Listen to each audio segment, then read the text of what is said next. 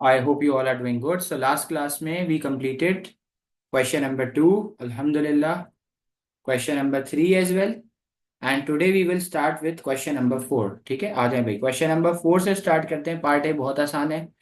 I hope कि आप इसका जवाब दे सकेंगे। मैं आप लोगों के जवाब का वेट कर रहा हूँ।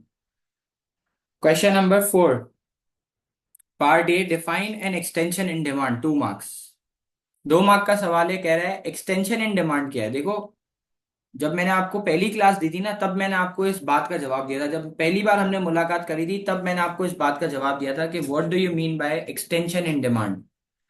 देखो, पहले में जो है ना, आपको एक छोटी सी चीज याद दिलानी पड़ेगी। अगर मुझे लगेगा कि मेजोरिटी लोगों का आंसर गलत है, तो मुझे आपको एक चीज याद दिलानी पड़ेगी, ठीक है। अच्छा, अब आप सुनिएगा मेरी बात। Extension in demand is due to a fall in price. Extension in demand price के कम होने की वजह से आती है, और इसकी वजह से डिमांड कर्व में मूवमेंट होती है। क्या होती है?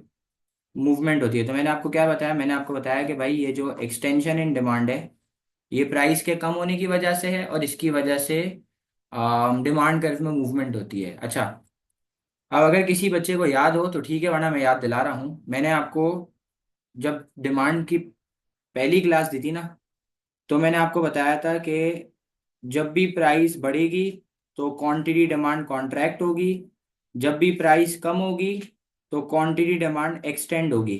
सही है। और मैंने आपको बताया था कि प्राइस और क्वांटिटी डिमांड में नेगेटिव रिलेशन है, और जब भी आप प्राइस की बात करोगे तो आप बात करोगे कॉन्ट्रैक्शन और एक्सटेंशन की। ठीक है, जब भी आप प्राइस की बात करेंगे तो कॉन्ट्रैक्शन और एक्सटेंशन होगी क्वांटिटी डिमांड में। और डिमांड कर्व में क्या होगी? डिमांड कर्व में मूवमेंट होगी। और जो आपके अदर फैक्टर्स हैं वो कांस्टेंट होंगे। याद आया आपको? तो अभी सवाल ने पूछा है कि यार, एक्सटेंशन का क्या मतलब है। तो भाई, एक्सटेंशन इन डिमांड कब होती है? प्राइस के कम होने की वजह से, और इसकी वजह से डिमांड कर्व में मूवमेंट होती है। ये इसका आंसर है। अच्छा, अब मैं सिंस आपको याद दिला रहा हूँ तो मैं आपको पूरा याद दिला दूंगा। फिर हमने एक और चीज पढ़ी है कि डिमांड बढ़ती है और डिमांड कम होती है due to other factors. Other factors कितने थे? 4 थे, अगर आपको याद हो तो। Income, direct tax, price of related goods, advertisement, population, taste pattern. और इनकी वजह से डिमांड कर्व शिफ्ट मारता है। क्या मारता है? इनकी वजह से डिमांड कर्व शिफ्ट मारता है। हमने ये भी पढ़ा है भाई। डिमांड बढ़ती है और कम होती है अदर फैक्टर की वजह से, डिमांड कर्व शिफ्ट मारता है। और जब हम अदर फैक्टर की बात करते हैं तो प्राइसेस अपनी जगह पर कांस्टेंट होती है। ठीक है, प्राइसेस अपनी जगह पर क्या होती हैं? कांस्टेंट होती हैं। तो यार, जब भी वो कॉन्ट्रैक्शन एक्सटेंशन की बात करे, इसका मतलब है कि वो ये वाले हिस्से की बात कर रहा है। जब भी वो डिमांड के इंक्रीज और डिक्रीज होने की बात करेगा, मतलब वो इस वाले हिस्से की बात कर रहा है। ठीक है, I hope I make my question clear. ठीक है, मैं जो समझाना चाह रहा हूँ वो आपको क्लियर होगा। तो इस क्वेश्चन का आंसर क्या है? इस क्वेश्चन का आंसर है question number 4।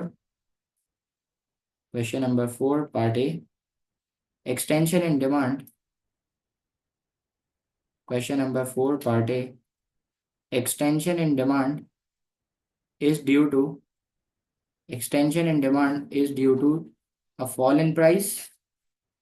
Extension in demand is due to a fall in price, and it will cause extension in demand is due to a fall in price, and it will cause movement, and it will cause movement along the demand curve. ठीक है, extension in demand है due to fall in price. सही है, और इसकी वजह से demand curve में क्या होगी? डिमांड कर्व में मूवमेंट होगी। करेक्ट। पार्ट बी की तरफ जाएं। पार्ट बी क्या कह रहा है? Explain to external cost that may be caused by exploring for oil. ये कह रहा है, ऑयल को एक्सप्लोर करते हुए दो एक्सटर्नल कॉस्ट कौन सी होंगी? यार, बहुत सारी हो सकती हैं। एग्जाम्पल, एक्सटर्नल कॉस्ट पूछ रहा है अब्दुल कादिर। तो मेरे हिसाब से एयर पॉल्यूशन हो सकता है। ठीक है, नॉइज पॉल्यूशन हो सकता है। सर, एयर पॉल्यूशन कम होगा कब होगा? जब ऑयल को एक्सट्रैक्ट करना होगा तो धुआं होगा। एयर पॉल्यूशन, नॉइज पॉल्यूशन होगा, ट्रैफिक कंजेशन होगा उस पर्टिकुलर एरिया में। ठीक है। Death of water, death of worker नहीं होता, ये एक्सटर्नल कॉस्ट नहीं है, ये कोई भी कॉस्ट नहीं है। डेथ ऑफ वर्कर ये तो वो है ना, क्या कहते हैं उसको, क्या कहते हैं, हादसा हो गया ना भाई, मर गया बंदा। ये एक्सटर्नल कॉस्ट तो नहीं ना, एक्सटर्नल कॉस्ट थर्ड पार्टी को नुकसान है। सही है। और क्या हो सकता है, damage to the environment. Damage to the environment का मतलब है कि नेचुरल हैबिटेट का नुकसान है, अगर समंदर के अंदर ऑयल की ड्रिलिंग हो रही है, ऑयल की एक्सट्रैक्शन हो रही है। सही है। उसके अलावा नेचुरल एनवायरनमेंट को नुकसान है, ग्लोबल वार्मिंग। ग्लोबल वार्मिंग में राफे ये आ गया, एयर पोल्यूशन, नॉइज पोल्यूशन, ठीक है। तो ग्लोबल वार्मिंग हो सकती है, डैमेज टू द इन्वायरमेंट हो सकता है। सही है। नॉइज पोल्यूशन, एयर पोल्यूशन हो सकता है, ट्रैफिक कंजेशन हो सकता है। सही है। नेचुरल हैबिटेट का नुकसान हो सकता है, बहुत सारी चीजें हो सकती हैं। तो हमने यही सीखा है 4 मार्क के सवाल के अंदर। Deforestation, good good good good good. Deforestation बेहतरीन। डिफॉरेस्टेशन भी हो सकती है, ठीक है। तो हमने क्या सीखा, हमने सीखा है भाई 4 मार्क के सवाल के अंदर आपको 2 पॉइंट्स लिखने होते हैं। 1 मार्क आपको नॉलेज का मिलेगा, 1 मार्क आपको एनालिसिस का मिलेगा, राइट। तो जब हम लोग air pollution, noise pollution, deforestation, damage to the environment, traffic congestion, इन सब चीज़ों का नाम लिखते हैं, तो हमें जो है वो किसका मार्क मिलेगा, हमें नॉलेज का मार्क मिलेगा। और जब हम इसको समझाएंगे कि इससे एक्सटर्नल कॉस्ट कैसे बढ़ेगी, तो हमें एनालिसिस का मार्क मिलेगा, करेक्ट। सही है। तो आई थिंक हमें शुरू कर देना चाहिए, आंसर आ जाए। तो सबसे पहले लिखेंगे वन एक्सटर्नल कॉस्ट। आ जाए भाई। One external cost. One external cost.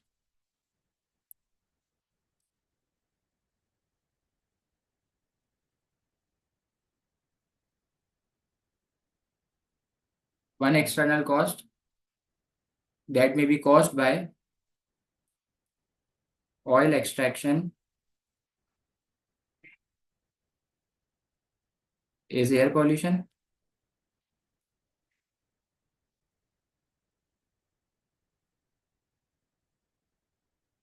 Is air pollution, which means that fresh air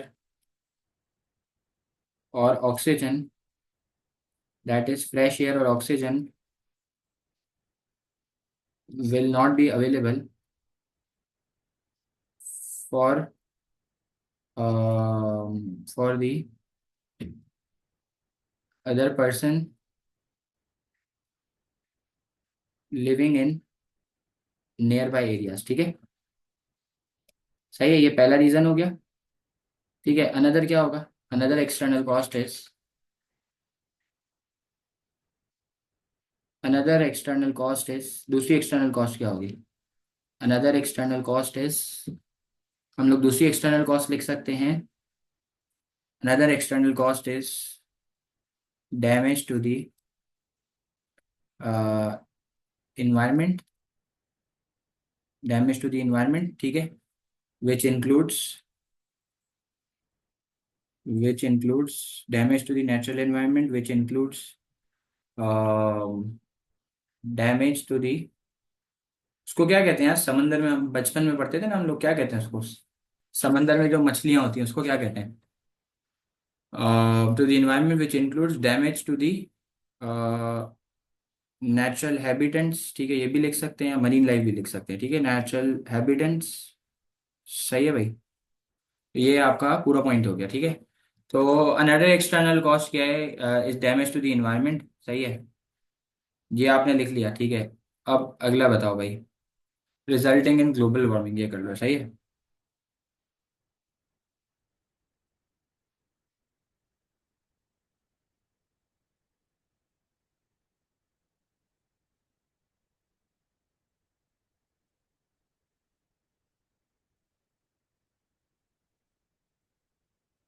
एक काम करो, इसको लिख लो, resulting in loss of marine life, ठीक है। Resulting in loss of marine life, ठीक है भाई। ये पार्ट बी हो गया। अब पार्ट सी की तरफ चलते हैं। पार्ट सी क्या कह रहा है, आ जाए भाई, पार्ट सी देखते हैं। पार्ट सी क्या कह रहा है, आ जाए चेक करते हैं। आ जाए, let's see what part she says.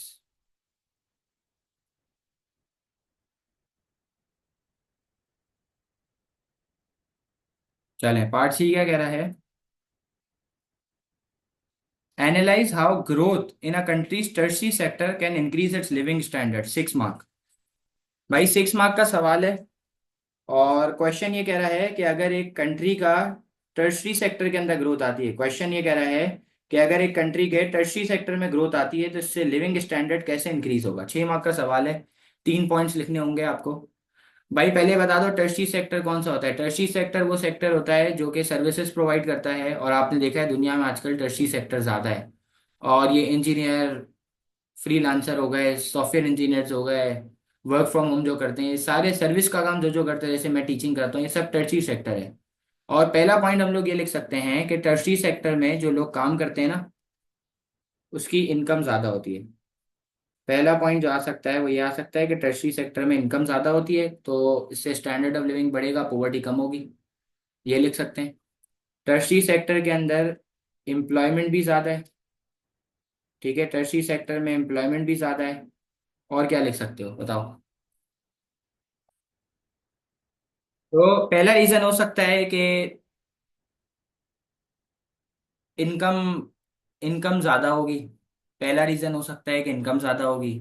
दूसरा रीज़न होगा कि एम्प्लॉयमेंट ज़्यादा हो सकती है। तीसरा रीज़न हो सकता है कि हेल्थ केयर वगैरह के ऊपर ज़्यादा खर्चा होता है, ठीक है, टर्शरी सेक्टर के अंदर। तो इससे भी स्टैंडर्ड ऑफ लिविंग बढ़ सकता है। और ये लिख सकते हैं कि जब इनकम बढ़ेगी तो गवर्नमेंट का टैक्स रेवेन्यू बढ़ेगा। जब गवर्नमेंट का टैक्स रेवेन्यू बढ़ेगा तो government better quality health care और एजुकेशन के ऊपर खर्चा करेगी, इससे भी लोगों का स्टैंडर्ड ऑफ लिविंग बढ़ेगा ना। तो इनकम बढ़ेगी, एम्प्लॉयमेंट बढ़ेगी, गवर्नमेंट का टैक्स रेवेन्यू बढ़ेगा, हेल्थ केयर वगैरह के ऊपर खर्चा होगा। और कोई एक आधा पॉइंट आप लिख सकते हो, और कुछ लिख सकते हो। और ये लिख सकते हैं कि टर्शरी सेक्टर के अंदर एक बंदा अगर काम कर रहा है तो ऑब्वियसली उसकी स्किल्स बढ़ जाएंगी। और जब उसकी स्किल्स बढ़ेगी तो फिर उसकी प्रोडक्टिविटी इंक्रीज होगी। ठीक है, ये भी लिख सकते हैं कि जब उसकी स्किल्स बढ़ेंगी तो उसकी प्रोडक्टिविटी इंक्रीज होगी। और जब प्रोडक्टिविटी इंक्रीज होगी तो क्वालिटी ऑफ आउटपुट इंप्रूव होगा। जो प्रोडक्ट प्रोड्यूस हो रहा है ना, वो क्वालिटी वाला होगा। तो इससे भी स्टैंडर्ड ऑफ लिविंग जो है वो बढ़ सकता है। ठीक है, तो आई थिंक बहुत सारे पॉइंट बता दिए आपको जिससे आपका स्टैंडर्ड ऑफ लिविंग इंप्रूव हो सकता है। आपको एक बार नहीं 10,000 बार बताया गया है कि 6 मार्क के क्वेश्चन के अंदर आपको 3 पॉइंट्स लिखने होते हैं, और हर पॉइंट में 1 मार्क नॉलेज का, 1 मार्क एनालिसिस का आपको मिलेगा। ऐसा ही है भाई। तो आई थिंक हमें स्टार्ट कर देना चाहिए आंसर। आ जाए भाई, स्टार्ट करते हैं। Tertiary sector, growth in a tertiary sector लिख सकते हो, ये भी लिख सकते हो। Growth in a tertiary sector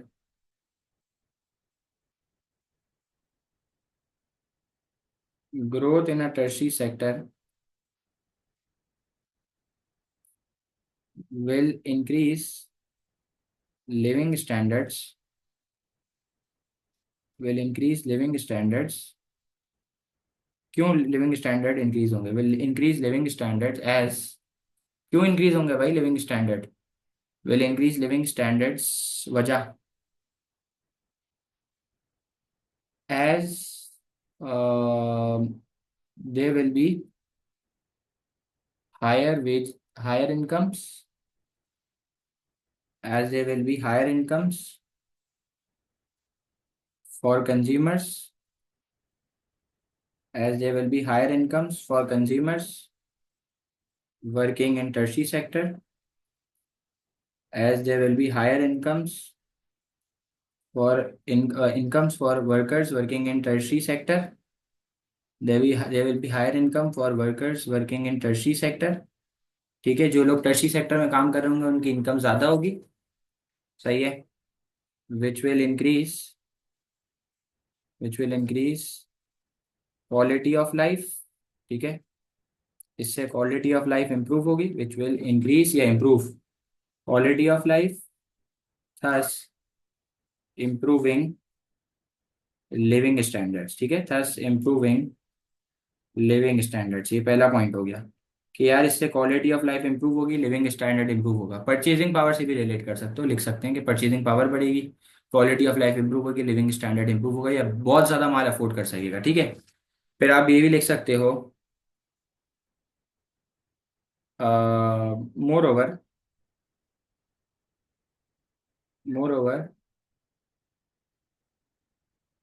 workers working in tertiary sector, moreover, workers working in tertiary sector may have expansion of education, may have expansion and growth of their skills and education, expansion and growth of skills and education, which will increase their earning prospects, which will increase their earning prospects, ठीक है, which will increase their earning prospects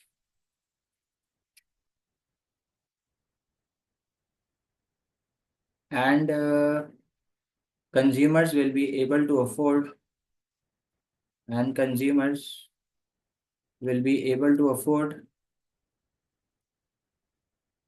more goods and services, more goods and services, comma improving, improving living standards, ठीक है, ये हो गया, सही है।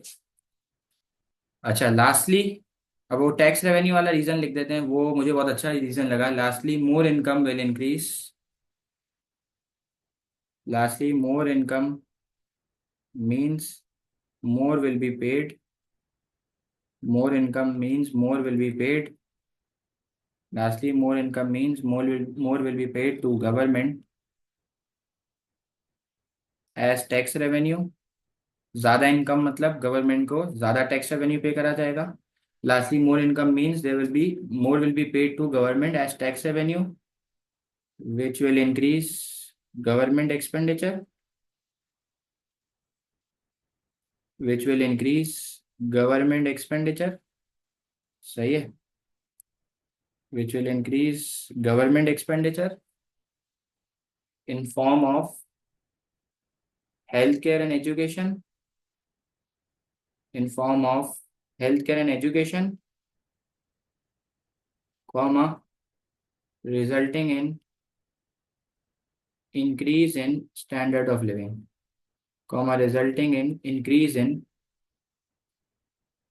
standard of living, ठीक है भाई, ये आपका पार्ट सी हो गया, सही। पार्ट डी,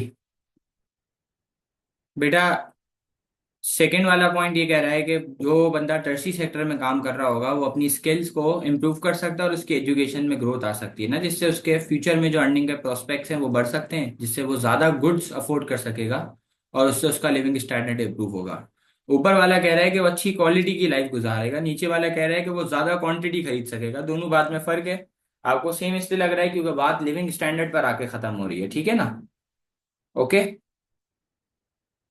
सही है भाई। नेक्स्ट पे जा रहा हूं मैं, आप स्क्रीनशॉट ले लें अगर आप पीछे रह जाएं तो, ठीक है। I think I should go towards part D, part D की तरफ जाया जाए भाई। पार्ट डी, क्या कहते हो? Part D, okay. Part D, last part, discuss whether और not workers who lose their jobs are likely to stay unemployed for a long time. 8 marks. सवाल कह रहा है, 8 मार्क का सवाल है, सवाल कह रहा है कि भाई क्या वर्कर्स जो अपनी जॉब लूज कर देंगे वो लंबे टाइम तक अनएम्प्लॉयड रहेंगे, हाँ या ना। हाँ रहेंगे भी और नहीं भी रहेंगे। तो यार मुझे बताओ वो लंबे टाइम तक अनएम्प्लॉयड क्यों रहेंगे। मुझे आप ये बताओ कि वो लंबे टाइम तक अनएम्प्लॉयड क्यों रहेंगे, क्यों, वजह वजह। मुझे बताओ वो लंबे टाइम तक अनएम्प्लॉयड क्यों रहेंगे, वजह बताओ। वो लंबे टाइम तक अनएम्प्लॉयड क्यों रहेंगे? क्योंकि क्या पता वो अपनी स्किल लूज कर दे। सही है, मतलब वो घर बैठे बैठे डी स्किल्ड हो जाएगा। सही है, अगर वो लंबे टाइम तक अनएम्प्लॉयड है तो वो डी स्किल्ड हो जाएगा। सही है, वो डी स्किल्ड हो जाएगा, पहला मसला ये। और difficulty to find another job, सही है, difficulty to find another job, दूसरी जॉब ढूंढना बहुत मुश्किल होगी, लोग बोलेंगे यार गैप आ गया। सही है, दूसरी जॉब फाइंड करना डिफिकल्ट होगी। सही है। अच्छा, difficult for firms to hire, difficult for firms to hire क्योंकि ट्रेनिंग देनी पड़ेगी। फर्म्स टू हायर क्योंकि अगर वो लंबे टाइम के लिए अनएम्प्लॉयड होगा, काम वाम भूल गया, तो उसको ट्रेनिंग देनी पड़ेगी। सही है, 3 पॉइंट बता दिया आपको। स्किल लूज कर देगा, दूसरी जॉब ढूंढना बहुत मुश्किल होगी, फर्म के लिए डिफिकल्ट होगा हायर करना क्योंकि अगर वो लंबे टाइम तक अनएम्प्लॉयड होगा तो फिर उसको ट्रेनिंग देनी पड़ेगी। और क्या हो सकता है?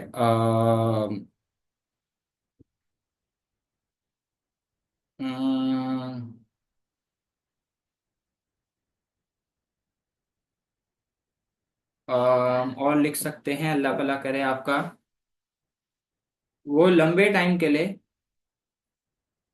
वो लंबे टाइम के लिए अनएम्प्लॉयड होगा अगर वो सिक्लिकल या फिर सिक्लिकल या फिर आप ये कह लो कि स्ट्रक्चरल अनएम्प्लॉयमेंट की वजह से फारिग हुआ है। वो लंबे टाइम के लिए अनएम्प्लॉयड रहेगा अगर वो स्ट्रक्चरल या फिर सिक्लिकल अनएम्प्लॉयमेंट की वजह से फारिग हुआ है। इसका क्या मतलब है? भाई अगर तो वो इकोनॉमिक सिचुएशन की वजह से फारिग हुआ है ना, तो वो लंबे टाइम तक अनएम्प्लॉयड होगा। जैसे कि मिसाल है, अगर इकोनॉमी में रिसेशन है, मिसाल है अगर इकोनॉमी के अंदर रिसेशन है, ठीक है ना?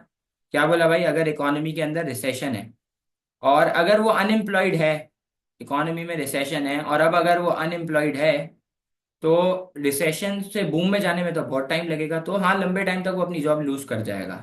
और अगर वो क्या कहते हैं, स्ट्रक्चरली अनएम्प्लॉयड है, अगर वो स्ट्रक्चरली अनएम्प्लॉयड है तो भी देर आर हाई चांसेस कि उसको जॉब नहीं मिलेगी, क्योंकि स्ट्रक्चरल अनएम्प्लॉयमेंट क्या होती है? जब इंडस्ट्री का स्ट्रक्चर चेंज हो जाए, जैसे लेबर से कैपिटल इंटेंसिव, ठीक है।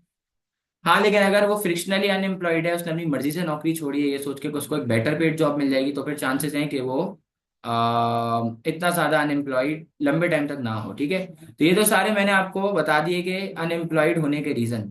सिक्लिकल में रिसेशन बिल्कुल ऐसा ही है, ठीक है। अब आप मुझे जरा बताओ कि वो अनएम्प्लॉयड ज्यादा टाइम तक क्यों नहीं रहेगा?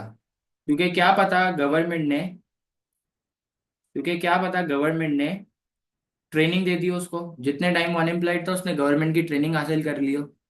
या फिर क्या पता या फिर क्या पता कि वो बोर आ गया हो, वो बोर आ गया हो घर बैठे बैठे और उसने फौरन जॉब पकड़ ली हो, ये भी हो सकता है। सही है, फ्लेक्सिबिलिटी का शिकार हो गया हो, वो दूसरी जॉब ढूंढ रहा हो, कोई अच्छी फ्लेक्सिबल और बेटर पेड जॉब ढूंढ रहा हो। और ये भी लिख सकते हैं कि अनएम्प्लॉयमेंट बेनिफिट्स खत्म हो गए हो। बेहतरीन, ये वाला पॉइंट सबसे अच्छा है कि अनएम्प्लॉयमेंट बेनिफिट्स खत्म हो गए हो, इसलिए वो ज्यादा टाइम तक अनएम्प्लॉयड ना रहे, वो जॉब पकड़ लेगा फौरन से। सही है, ठीक है, अनएम्प्लॉयमेंट बेनिफिट्स खत्म हो गए हो, इस वजह से वो जॉब पकड़ ले। या फिर क्या पता कि वो रिटायर हो गया हो, वो रिटायर हो गया हो। सही है, ये भी लिख सकते हैं कि वो रिटायर हो गया हो। सही है, तो अगर वो अपनी जॉब लूज करता है तो वो ज्यादा टाइम तक अनएम्प्लॉयड ना रहा हो। सही है, और ये भी लिख सकते हैं कि क्या पता वो सीजनली अनएम्प्लॉयड हो, क्या पता वो सीजनली अनएम्प्लॉयड हो एक पर्टिकुलर टाइम पीरियड के लिए। ठीक है ना भाई? तो मैंने आपको बहुत फायदे बहुत सारे नुकसान बता दिए। अच्छा, अब देखो ये सवाल है ना, ये एक ऐसा सवाल है जिसमें आई डोंट थिंक कोई डायग्राम हम लोग बना सकते हैं। तो ये सवाल में अगर आप डायग्राम ना भी बनाओ ना तो समझ आता है। सही है, अब मुझे जरा कोई बच्चा ये याद दिला दे कि 8 मार्क के सवाल के अंदर फॉर्मेट क्या है। 2 मार्क, 4 पॉइंट्स लिखने हैं, 2 फेवर में, 2 एडवांटेज, 2 डिसएडवांटेज, उसमें हर एक पॉइंट में नॉलेज का 1 मार्क, एक एनालिसिस का मार्क, ठीक है ना। पहली लाइन आप कॉपी पेस्ट करेंगे, जब भी आपको पैराग्राफ चेंज करना है तो आप 2 वर्ड यूज करेंगे, हाउएवर का और नॉट का, ठीक है ना? सही कह रहा हूँ? ओके है। कौन सी डायग्राम बना सकते हैं? सिक्लिकल अनएम्प्लॉयमेंट की कोई डायग्राम ही नहीं है। हाँ, आप एडी के कम होने का अगर जिक्र करो तो आप लिख सकते हो, ठीक है, एडी वाली बना सकते हो, हाँ। लेकिन आगे बजाय अगर देखे तो डायग्राम बनना मुश्किल है, लेकिन अगर जबरदस्ती बनाना चाहो तो हर सवाल में बना सकता हूँ, ठीक है ना।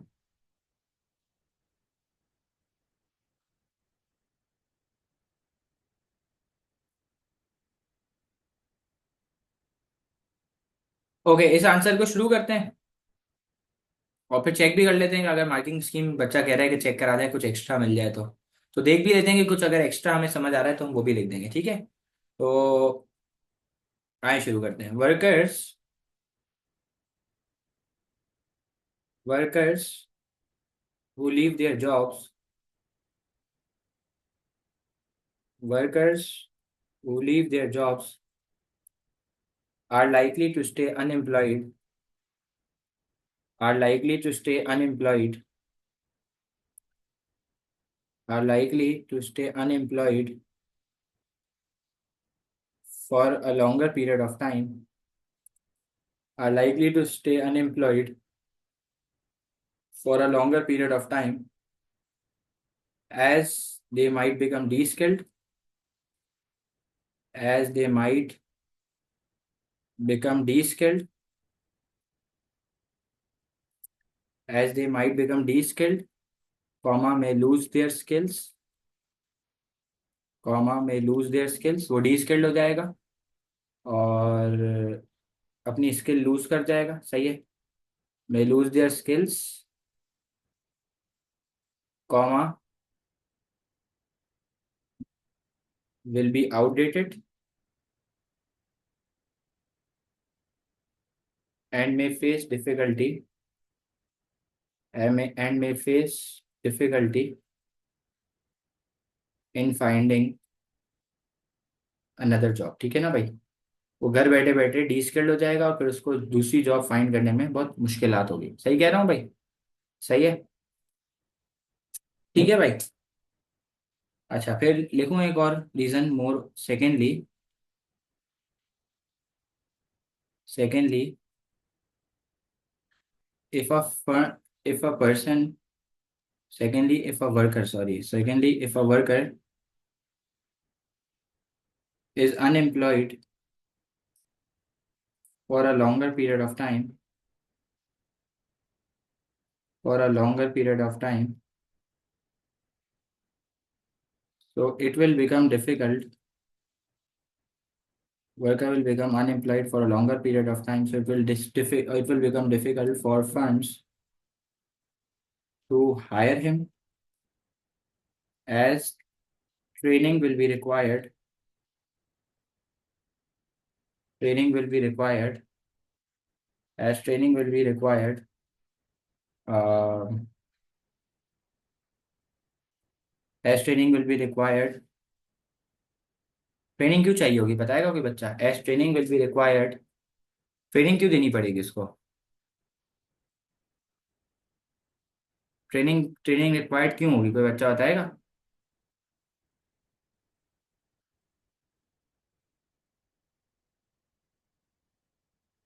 गया, क्या लिखता है ये। As training will be required to enhance his skills and improve his productivity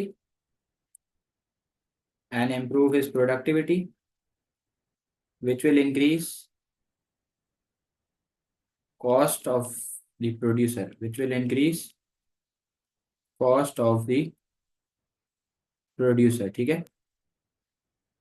सही है भाई। so it will be less likely to hire an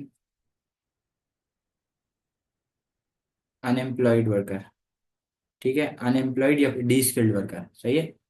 तो likely to hire an employ with lack of skills या फिर outdated हो चुका है, with lack of skills कर लो, ठीक है। विद लैक ऑफ स्किल्स, सही है। ऐसे एम्प्लॉय को रखने का फायदा नहीं है जिसके पास लैक ऑफ स्किल्स है या फिर वो आउटडेटेड है, सही है। और he is outdated.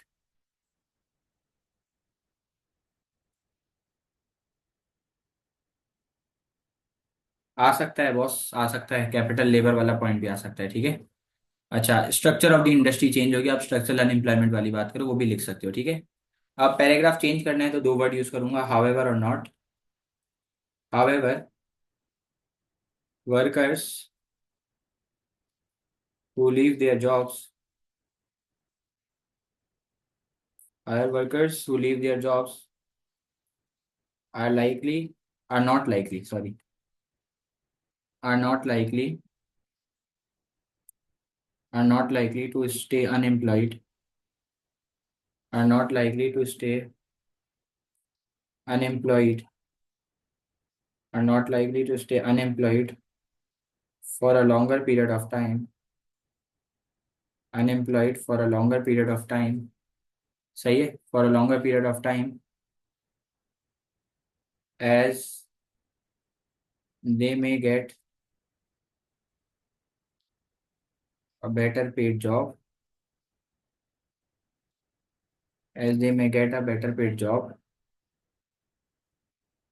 if they have received, if they have received extra training,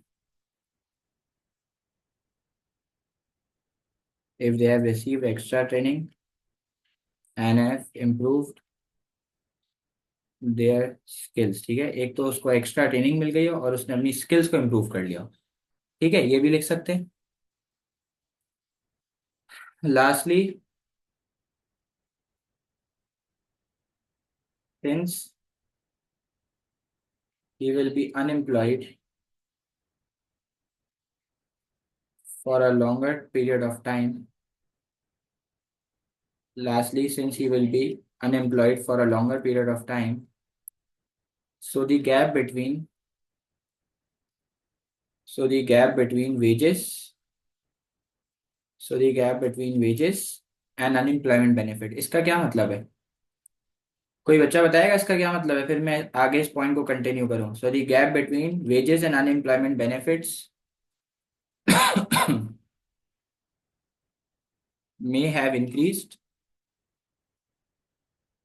इसका क्या मतलब है भाई? मिसाल है, अगर वो बंदा 1 लाख रुपए कमा रहा था महीने के, तो अनएम्प्लॉयमेंट बेनिफिट उसको 1 लाख को नहीं मिलेंगे ना, 1 लाख के तो नहीं मिलेंगे, 10-20 हज़ार रुपए मिल रहे होंगे, चिल्लर अमाउंट मिल रहे होंगे। तो दोनों के दरमियान जो गैप है ना वो बढ़ता जा रहा होगा, क्योंकि वो तो यही सोच रहा होगा अगर मैं टिक गया होता तो मेरी और वेज बढ़ रही होती और अनएम्प्लॉयमेंट बेनिफिट तो सेम ही रहेंगे। तो जो इसकी वेज और अनएम्प्लॉयमेंट बेनिफिट के दरमियान गैप है वो बढ़ता रहेगा, जिसकी वजह से वो फोर्सफुली नया काम ढूंढना पड़ेगा उसको। उसको समझ आ जाएगा कि घर बैठे बैठे उसका नुकसान हो रहा है। सही है। Which will encourage him, which will encourage him to find new work और जॉब। ठीक है, पार्टी हो गया, कोई मसला है तो पूछो।